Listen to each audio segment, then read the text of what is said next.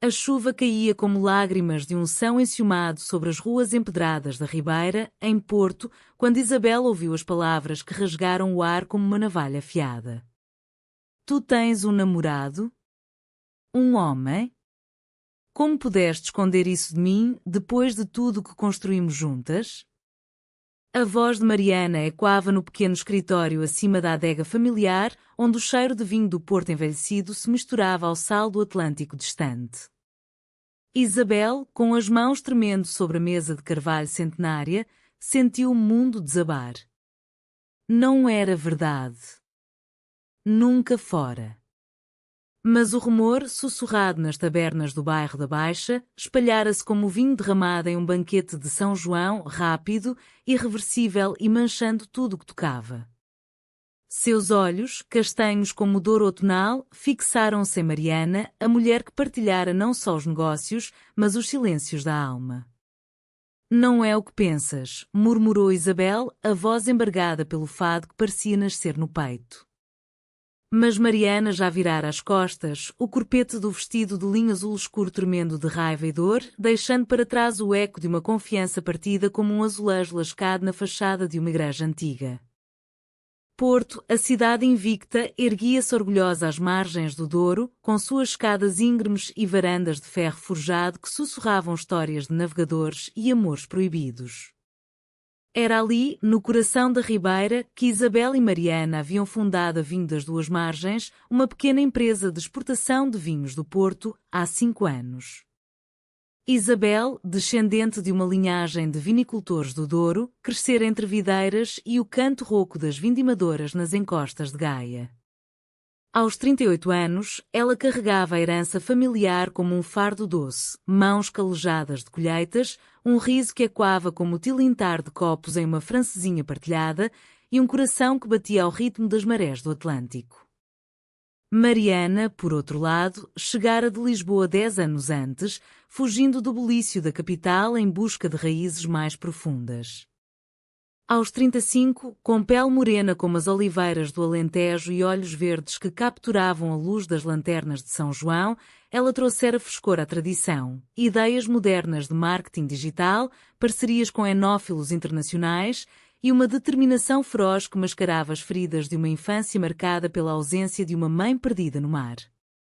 Juntas, transformaram a adega herdada por Isabel, um armazém úmido com barris de carvalho empilhados como sentinelas, em um negócio próspero, exportando para a França e Alemanha os néctares rubi que contavam a alma portuguesa. Mas o amor, esse vinho mais antigo e traiçoeiro, fermentava em segredo entre elas. Começara com olhares trocados durante as provas de vinho, quando o sol poente tingia o rio de ouro e o ar cheirava a uvas maduras. Isabel admirava a forma como Mariana gesticulava ao descrever os aromas, notas de figo seco e chocolate amargo, e Mariana perdia-se na paciência de Isabel ao ensinar-lhe os segredos das colheitas. Noites de trabalho tardio, partilhando pastéis de nata quentes de uma confeitaria próxima, haviam tecelado laços invisíveis. Um toque acidental na mão durante uma negociação tensa, um silêncio cúmplice ao ouvir fado na casa da guitarra, onde Amália Rodrigues ainda ecoava nas paredes. Mas o medo, esse fantasma português de saudades e julgamentos, mantivera tudo no limbo. Em uma sociedade onde as procissões de Nossa Senhora ainda enchiam as ruas de devoção e os olhares curiosos vigiavam as varandas, admitir o que sentiam poderia arruinar não só o negócio, mas as famílias que dependiam dele. Isabel, com um irmão viúvo e sobrinhos a cargo, Mariana, com uma tia conservadora que gerenciava a contabilidade. Assim, o afeto crescia como era nas fachadas da Sé, belo, mas sufocante. O rumor nascera de uma maldade banal, como tantas em Porto. Durante a feira do vinho na Alfândega, um fornecedor invejoso, um homem de bigode grisalho e sotaque transmontano, rejeitado em uma parceria, sussurrara para um grupo de compradores alemães que Isabel mantinha um namorado secreto em Lisboa, um homem rico que financiava o negócio às escondidas. A fofoca, regada a copos de tawny, viajou pelas mesas de petiscos de polvo à lagareira e bacalhau à brás, até chegar aos ouvidos de Mariana através de uma cliente francesa tagarela. É verdade? Tu e ele, perguntara a amiga de Mariana em um café na Rua das Flores, onde as chuvas de novembro molhavam os guarda-chuvas de bolinhas. Mariana, ferida pela dúvida que o rumor plantava, confrontara Isabel naquela noite fatídica, sem esperar pela verdade. A chuva, como se o céu chorasse pela cidade, batia nas janelas embaçadas, enquanto as duas mulheres, outrora aliadas inabaláveis, enfrentavam o abismo da desconfiança. Nos dias seguintes, o escritório da Vinho das Duas Margens tornou-se um campo de batalha silencioso. Mariana chegava cedo, mergulhando em planilhas de exportação com uma fúria que fazia os números dançarem como folhas no vento do Douro. Ignorava os buquês de flores silvestres que Isabel deixava na mesa, rosas vermelhas colhidas nos jardins do Palácio da Bolsa, símbolo de um pedido de paz. Isabel, por sua vez, perdia-se nas adegas, supervisionando o engarrafamento com mãos que tremiam mais que o vinho jovem em fermentação.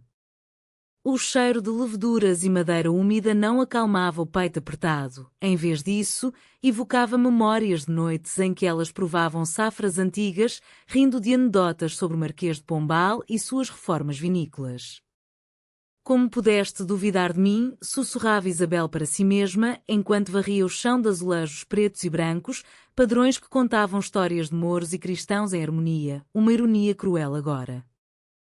A cidade, alheia ao drama particular, pulsava com sua vida eterna. Porto acordava com o sino da torre dos clérigos badalando 6 toques, chamando os fiéis para a missa matinal. Nas ruas da Baixa, vendedores ambulantes ofereciam broas de mel e castanhas assadas, o vapor subindo como ofrendas aos santos. Isabel caminhava pela marginal do Douro ao amanhecer, o casaco de lã apertado contra o vento cortante, observando os rabelos, barcos tradicionais carregados de pipas de vinho, deslizarem preguiçosamente rio acima. Ali, entre as gaivotas que gritavam como almas penadas, ela revivia o momento do confronto. O rubor nas bochechas de Mariana, a forma como seus lábios tremiam ao pronunciar namorado, como se a palavra fosse veneno. Não era só ciúme, era o medo de que o sonho que construíram, uma vida de parcerias iguais, de olhares que diziam mais que contratos, fosse ilusão. Isabel parava na livraria Lelo, subindo a escada vermelha em espiral, tocando os livros encadernados que inspiraram J.K. Rowling, e imaginava-se contando Mariana sua própria história, o amor por mulheres, escondido desde a juventude em uma vila do Douro, onde as vindimadoras sussurravam sobre paixões proibidas nas noites de lua cheia. Enquanto isso, Mariana buscava refúgio na solidão da Foz do Douro, onde o Atlântico batia furioso contra os molhes. Sentava-se na praia de Matosinhos, os pés afundando na areia molhada, e deixava que o som das ondas apagasse a raiva. Crescer em Lisboa, filha de um pescador e uma costureira, ensinara-a a valorizar a lealdade acima de tudo, lealdade que agora parecia traída. O rumor a atingira como uma onda traiçoeira, e se Isabel realmente tivesse um homem? E se o negócio fosse só uma fachada para algo mais convencional, algo que Mariana, com seu coração inclinado para o mesmo sexo desde os 16 anos em um colégio de freiras, nunca poderia partilhar? Lágrimas misturavam-se à maresia e ela recordava as noites em que, após negociações exaustivas em feiras de vinho, elas voltavam de mãos dadas por acidente pela rua de Santa Catarina, comprando lenços de filigrana nas lojas de ourives. Eu te amo, pensara Mariana tantas vezes, mas as palavras evaporavam como orvalho nas videiras ao sol. A cultura portuguesa, com sua saudade melancólica e família como âncora, tornava confissões assim perigosas, escândalos que podiam isolar, como o fado que canta amores não ditos. O conflito escalou durante a preparação para o Festival do Vinho do Porto, um evento anual que enchia as caves da Cais de Gaia com turistas e conhecedores. Isabel e Mariana precisavam coordenar a apresentação de sua nova safra, um Porto Vintage de 2020, rico em notas de ameixa e especiarias, envelhecido nas caves familiares. Mas a tensão transformava cada reunião em uma dança de facas. Eu cuido dos rótulos, declarava Mariana secamente, evitando os olhos de Isabel. E eu, das degustações, respondia Isabel, a voz baixa como um fado de Maria João Pires. Um dia, ao inspecionarem os barris, um deles rachou, derramando vinho tinto como sangue sobre o chão de pedra. É como nós, murmurou Isabel, ajoelhando-se para limpar a bagunça com um pano úmido. Algo belo que se quebra por um erro alheio. Mariana parou, o coração apertado, mas virou-se e saiu, deixando Isabel sozinha com um cheiro metálico de perda. A cidade conspirava para forçá-las a confrontar o inevitável. Durante uma procissão de São João, com martelos de plástico batendo em crânios e sardinha assada fumegando nas ruas, elas se esbarraram na Praça da Liberdade. O ar cheirava a alho e vinho branco, fogos de artifício iluminando o céu como estrelas caídas. Desculpa, disse Mariana, colidindo com Isabel em meio à multidão dançante. Seus corpos tocaram por um instante, um calor que lembrou noites de confissão sob as estrelas do Mirador da Vitória. Não há o que perdoar, mentiu Isabel, mas seus olhos traíam a dor. Naquela noite, sozinha em seu apartamento na rua de Sedufeita, com paredes cobertas de azulejos de cenas pastoris, Isabel escreveu uma carta. O rumor é falso, como o eco de um fado sem guitarra. O que sinto por ti é real, Mariana, um amor que nasce do Douro e flui para o mar, sem homens, sem segredos, só nós. Dobrou o papel, selou com cera vermelha como vinho, mas não enviou. Em vez disso, guardou-o na gaveta da escrivaninha, ao lado de uma foto delas na vindima, rindo com rostos sujos de mosto. A traição veio não de Isabel, mas da própria dúvida de Mariana. Pressionada pela tia, uma senhora devota de 70 anos com o rosário sempre na mão, que ouvira rumor através da rede de fofocas paroquiais, Mariana confrontou um antigo conhecido, um advogado de Lisboa que conhecera em noites de fado na capital.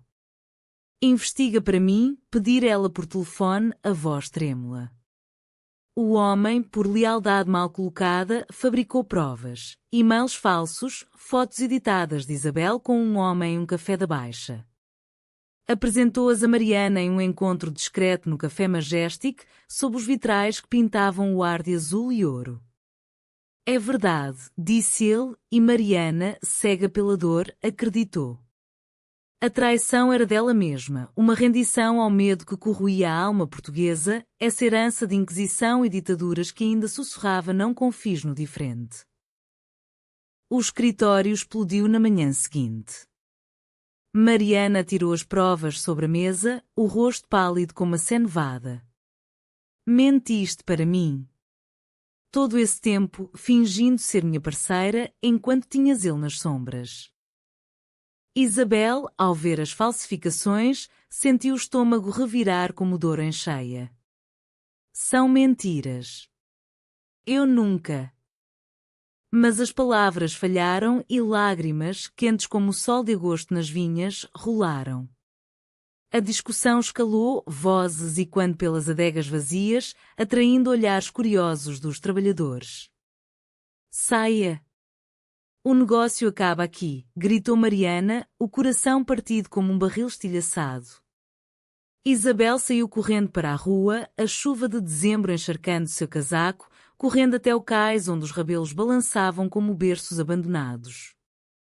Ali, ajoelhada na pedra molhada, soluçou pela primeira vez em anos, o som perdido no rugido do rio. Porto, com sua resiliência de granito, não parava por dramas pessoais. O Festival do Vinho aproximava-se, e as duas mulheres, separadas por um abismo de mágoa, tiveram de enfrentar o palco juntas ou arriscar a ruína. Mariana, sozinha no escritório, olhava para os rótulos inacabados, as garrafas vazias como sua alma. A tia, visitando com um prato de tripas à moda do Porto, repreendeu-a: mulheres como vocês não podem se envolver assim. É contra Deus e a família. Mas as palavras soavam ocas, como um fado sem alma. Naquela noite, Mariana encontrou a foto da vindima na gaveta, Isabel sorrindo, com uma coroa de uvas na cabeça, e chorou, recordando o toque de sua mão durante a dança da colheita, ao som de concertinas e risos. O que fiz? Sussurrou para o espelho rachado, onde seu reflexo parecia o de uma estátua da igreja de São Francisco, eternamente sofredora. Isabel, refugiada na casa da família no Douro, a 2 horas de trem de Porto, tentava afogar a dor nas encostas verdejantes. A vindima terminara, mas as videiras nuas sussurravam acusações. Seu irmão, um homem calado de mãos grandes, sentou-se com ela à mesa de pedra da varanda, partilhando um copo de vinho caseiro. O amor não é como o vinho, mana. Não envelhece se for guardado em segredo. Pela primeira vez, Isabel confessou o amor por Mariana, as noites insones sonhando com beijos sob as pontes iluminadas. O irmão, surpreendido mas compassivo, ele, que perdera a esposa para o câncer, abraçou-a, vai e diz-lhe: Porto é cidade de invictos, não de covardes. Inspirada, Isabel pegou o trem de volta, a carta na bolsa, o coração batendo como o sino da Foz ao meio-dia. O reencontro aconteceu na véspera do festival, na cave principal da Vinho das Duas Margens. Mariana preparava as taças de cristal, o ar pesado com o aroma de baunilha e frutas secas do vinho. A porta rangeu e Isabel entrou, encharcada pela garoa fina, a neblina portuense que embrulha segredos. Eu vim pela verdade, disse Isabel, a voz firme como as muralhas da cidade. Entregou a carta, as mãos trêmulas. Mariana leu em silêncio, as palavras dançando na página como folhas no vento do outono. Lágrimas caíram sobre o papel, borrando a tinta. Eu pedi aquelas provas. Fui eu a traidora, confessou Mariana, caindo de joelhos. O rumor me cegou, mas era o meu medo, medo de te amar como eu amo, abertamente, contra o mundo que nos julga. O abraço veio como uma onda do Atlântico, quente, inevitável, lavando as feridas. Não houve beijos passionais, apenas o conforto de corpos que se reconheciam como lar. O negócio é nosso, mas o coração é maior, murmurou Isabel, afagando os cabelos de Mariana. Juntas, passaram a noite selando as garrafas, rindo baixinho de anedotas sobre clientes excêntricos, o fado da dúvida dando lugar a uma melodia de esperança. Pela manhã, o festival abriu com sol inesperado, banhando a ribeira em luz. Elas apresentaram o vinho lado a lado, mãos roçando de leve sob a mesa, enquanto compradores elogiavam o equilíbrio perfeito da safra. Naquela noite, em uma tasca escondida na Rua da Reboleira, partilharam uma travessa de francesinha e um Porto Tawny, brindando não só ao negócio, mas à revelação. Meses passaram e Porto testemunhou a cura lenta, como o vinho que amadurece em barris escuros. Isabel e Mariana, agora parceiras em todos os sentidos, navegaram os julgamentos com graça portuguesa. A tia de Mariana, ao descobrir, cruzou-se inicialmente, mas o neto, um menino de olhos curiosos, perguntou inocentemente por que as tias não podem se amar como o tio e a tia, derretendo resistências. O negócio floresceu, expandindo para Brasil, onde a saudade luso-brasileira ecoava seus sentimentos. Elas caminhavam pela ponte de Dom Luís ao pôr do sol, mãos entrelaçadas abertamente, ignorando olhares esporádicos, um ato de rebeldia quieta, como o fado que canta liberdades conquistadas. Um dia, em uma vindima no Douro, sob o céu azul de setembro, Mariana ajoelhou-se entre as videiras, oferecendo a Isabel um anel de filigrana, forjado em Gondomar com motivos de corações entrelaçados. Casa comigo, não para o mundo, mas para nós, como o vinho que une margens. Isabel, com lágrimas como orvalho nas uvas, disse sim, e elas selaram o voto com um gole de mosto doce, o sol tingindo tudo de ouro. A família juntou-se, não em escândalo, mas em aceitação gradual, recordando que Portugal, terra de descobridores, sempre fora de amores que desafiam oceanos. Anos depois, a Vinho das Duas Margens celebrava seu 10º aniversário na adega original, com lanternas de São João iluminando as paredes de pedra. Convidadas de honra, Isabel e Mariana dançavam um fado lento, vozes entrelaçadas em harmonia, enquanto o Douro fluía sereno lá fora. O falso rumor era agora uma anedota risonha, contada em jantares com queijos da serra e alheiras grelhadas.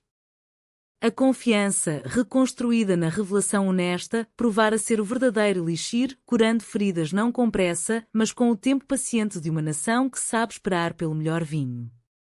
E em Porto, cidade de pontes, elas haviam cruzado o maior, a do coração, para uma vida de saudades felizes e amores sem sombras.